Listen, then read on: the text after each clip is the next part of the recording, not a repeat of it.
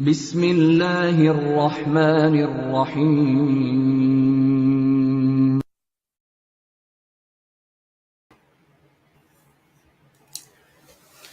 Assalamu alaikum again.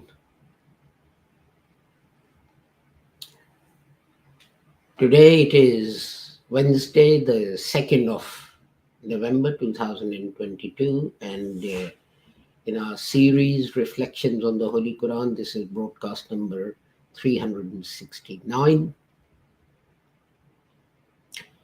And these days we are discussing Al-Baqarah chapter 2 verse 105, and this is the 8th broadcast about that verse of the Holy Quran. These broadcasts are brought to you by the Lahore Ahmadiyya School of Education in Religion, which is a department of Ahmadiyya Manishat Islam, also known as the Lahore Ahmadiyya Movement. The Ahmadiyya movement was established by Hazrat Mirza Ghulam Ahmad, Rahmatullah Alayh. He taught us that some people say that after the Holy Prophet Muhammad, another prophet can come, but this is wrong, because the Holy Quran says the Holy Prophet was Khatamun Nabiyyin, and the Holy Prophet Sallallahu Alaihi Wasallam explained it by saying, La Nabi Abadi, there is no prophet after me. So that's the end of the story. However, the Holy Prophet Sallam did say that after me God will raise reformers, Mujaddideen. And Hazrat Mirza Ghulam Ahmad claimed that in that series of reformers, he was one of the reformers. But he said that his distinction was that other ahadith also speak of a Messiah and Mahdi, but he explained that these are not separate personalities, but attributes of his special Mujaddid. And Hazrat Mirza Ghulam Ahmad claimed that he was that special Mujaddid who was given the titles Messiah and Mahdi by the Holy Prophet Muhammad. And Hazrat Mirza Ghulam Ahmad's teaching was that Muslims are too quick to denounce each other and declare each other as heretics and so on. But the Holy Prophet had said that if one reciter of the Kalima says about another reciter of the Kalima that he is a heretic, a kafir, then it is the person saying so who's the heretic. Hazrat Mirza Ghulam Ahmad also taught that people say that amongst our sources, hadith or sayings of the Holy Prophet come first. But Hazrat Mirza Ghulam Ahmad said the first source that we should turn to is the Holy Quran. Then comes the practice, Sunnah of the Holy Prophet Muhammad. Then comes hadith or sayings of the Holy Prophet Muhammad. And then come other things like ijma and ijtihad, etc. Hazrat Mirza Ghulam Ahmad also taught that other people say that some prophetic revelation has been missed out from the Holy Quran. But he said, no, that is wrong. And he also taught that some people say that some verses of the Holy Quran have been abrogated. And he also taught that that is absolutely wrong.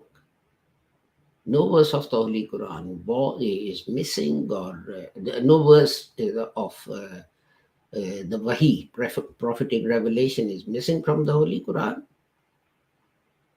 And no prophetic revelation has been abrogated or cancelled. That although the command is in the Holy Quran, we need no longer act on that. And Hazrat Mirza Ghulam Ahmad taught that jihad is a fundamental duty of every Muslim. But the Holy Prophet Muhammad, when returning from fighting, said Muslims were coming from Jihad Asghar, the minor struggle, to Jihad Akbar, the major struggle, and said that the major struggle is Jihad bin Nafs, a struggle, a fight with your own soul to purify yourself. So we should remember all of this. So let me turn to and recite the verse of the Holy Quran that we are looking at these days.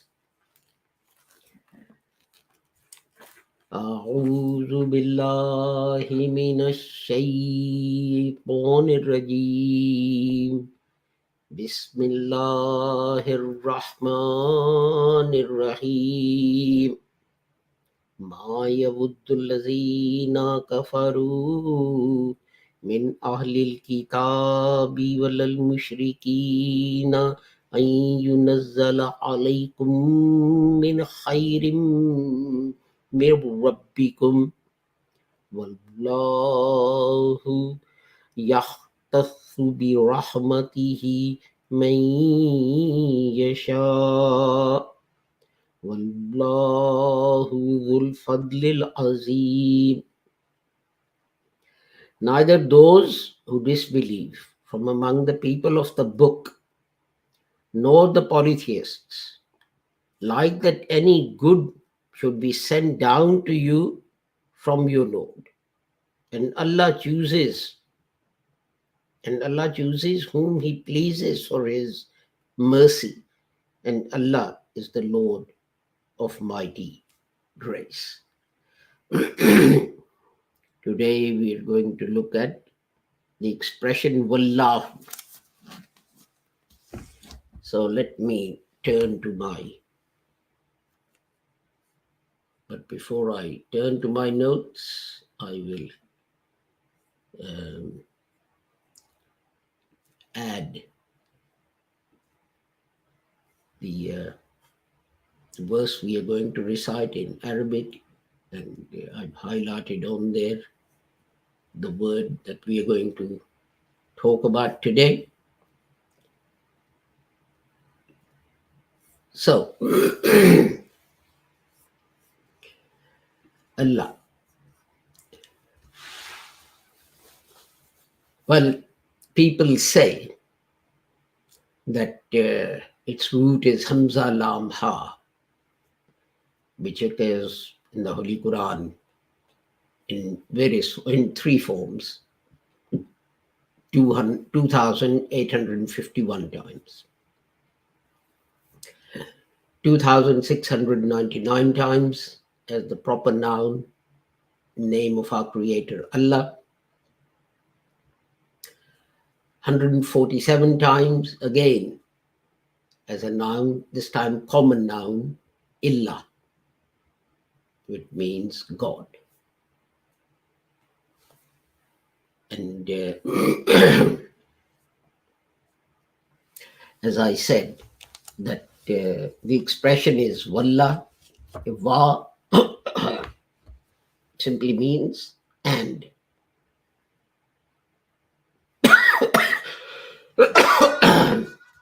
Sorry about this, my throat is going dry. So let me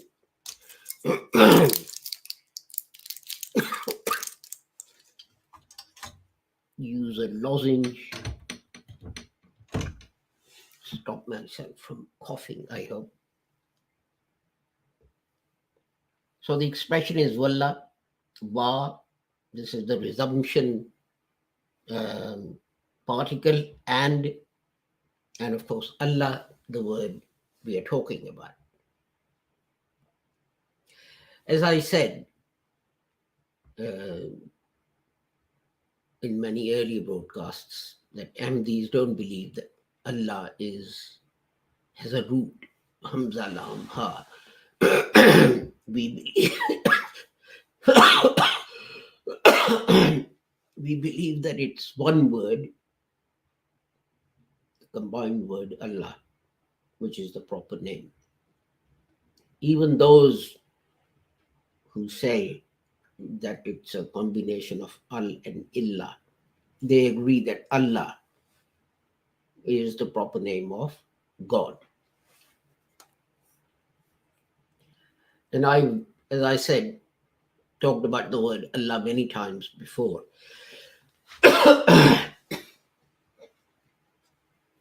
But let's look at the word Illah and see what we can glean from dictionaries. So, as I said, Allah is proper noun, name of the creator. Illah is common noun, God. Whether it is a false God or true God or whatever, it just means God. And this expression, this term was used for the sun as well, because as you would know, that in many ancient cultures, the sun was regarded as a god, as a creator, because people knew that they needed light, and for light they needed sun, and it was because of the sun that crops grew, and fruits and vegetables grew, and flowers grew. So they thought the sun was creating all these things. So they would worship the sun. And some people say that it means to worship. And they say, well, you worship God, so the word means God. And there's another theory which says that Illah, it means astonishment. And and that is because our senses are limited, and God's person, his attributes are unlimited. So the result of that is that every time we come to realize a new attribute for Allah, we are astonished. So that is another theory. And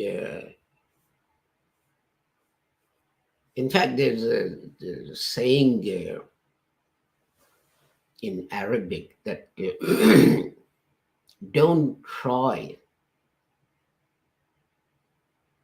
and encompass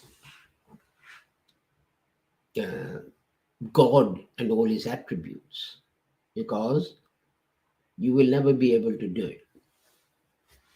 Consider the blessings he has bestowed upon us. And well, I'll give you an example that in 1930s it was considered that physics had explained everything that there was to explain, and there was nothing new. There's just one or two small things like the photoelectric effect and so on, which needed explaining, and that should be done. And we considered light to be particles. And then we studied these things more. And we realize that sometimes light behaves as particles, as Newton has thought, but then at other times it behaves like a wave, as Huygens has thought. And they got evidence of that when Young did his famous double slit experiment, and so on. And he was amazed. And everyone thought, well, light doesn't consist of like a line of particles which flow from one place to another, one after another, but it's a waveform, like sea waves. It's like that. But then they found that there were some things that could not be explained if light was a waveform. And some things couldn't be explained if they thought light was particles, corpuscles. And then something even more exciting, strange, astonishing happened. And that was that electrons were always thought of as being particles. And if you've done even GCSE physics, your teacher would have told you that an atom has a nucleus and it has electrons going round it in orbits similar to the way Sun and Mars and Venus and so on orbit the Sun. But they discovered that electrons also behave like waveforms. So this idea of wave-particle duality was invented. Basically, what it means is we don't know what light is or electrons are, but they appear to show or behave sometimes as particles and sometimes as light. Now, this was astonishing. Now, consider the fact that this is one tiny aspect of God's creation and how God created this universe. And there are millions, perhaps trillions of other facts and things. Just this one thing astonished scientists. This is why the Holy Prophet Muhammad, I think it was, who said that, don't try and encompass God's being and his sort of attributes. Your brains are too limited to be able to do that. Instead, consider his blessings, because they give you some idea of the glory and greatness of Allah. As you can see from this example about the electrons and light that I've given you. And some people say that Allah is actually Bila'un, and Waw was changed to Hamza, and it actually means Vilaha, and it actually means extreme love. Now, what I'm about to say is very interesting. And they say this word is used for the Creator because the Creator loves all his creation with such love that it cannot be encompassed. This is why he's called Allah. Now you notice here, there is no mention of God taking revenge and his anger and burning people in hell and so on. The very name, these people who say this, they say that the very name Allah comes from love. That he loves the whole of his creation. Animate objects, inanimate objects, fruits and trees and vegetables and animals and human beings, etc., etc.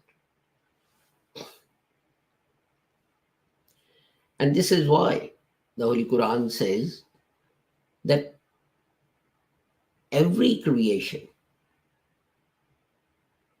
there's nothing in the creation but it glorifies Allah.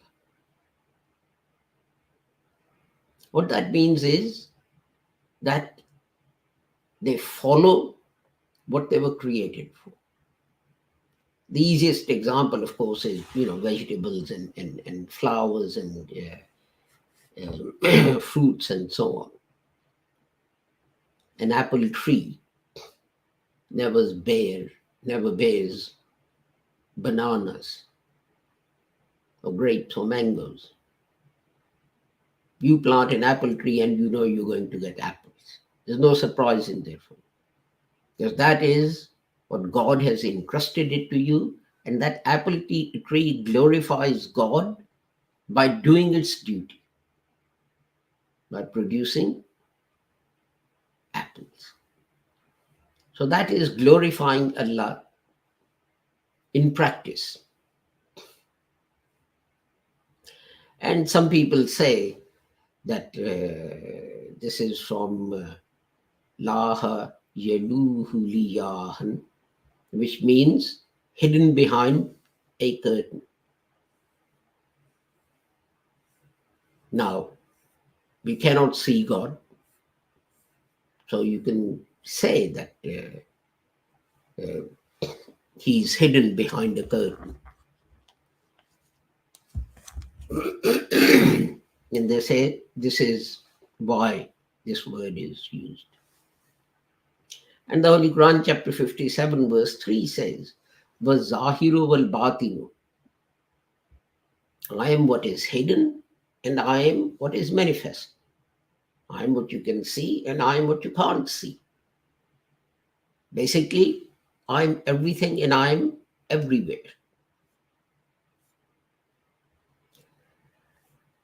So, you can see how people have tried to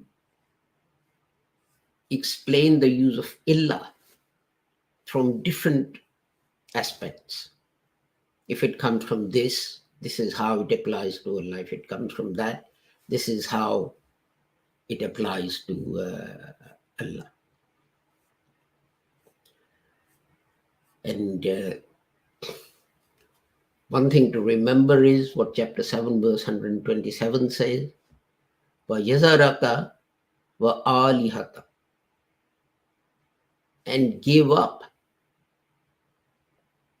other things that you turn to for help, other things that you worship. Just worship Allah. Turn to Him. Seek His support and His help. And if you do that, and you do that sincerely, you will see how your personal circumstances, your national circumstances will change within days. Within days. But remember that although our scholars and everyone stress on punishment, God burning people into hell and etc., etc., the very root of the word that I've discussed with you. In every theory, it talks about creation's love for God and God's love for the creation. And somehow, when dealing with things, this has got lost. And which is a sad thing, because Islam has then become synonymous or associated with violence and having a vengeful God and all this kind of thing, which is untrue. This is why I stress that we should all try and do our best to try and understand the basic meanings of the words of the Holy Quran. With that, I take my leave of you with the prayer that whoever you are and wherever you may be, may Allah keep all of you safe and sound and free from harm. Assalamu alaikum, Khuda Hafiz, and goodbye.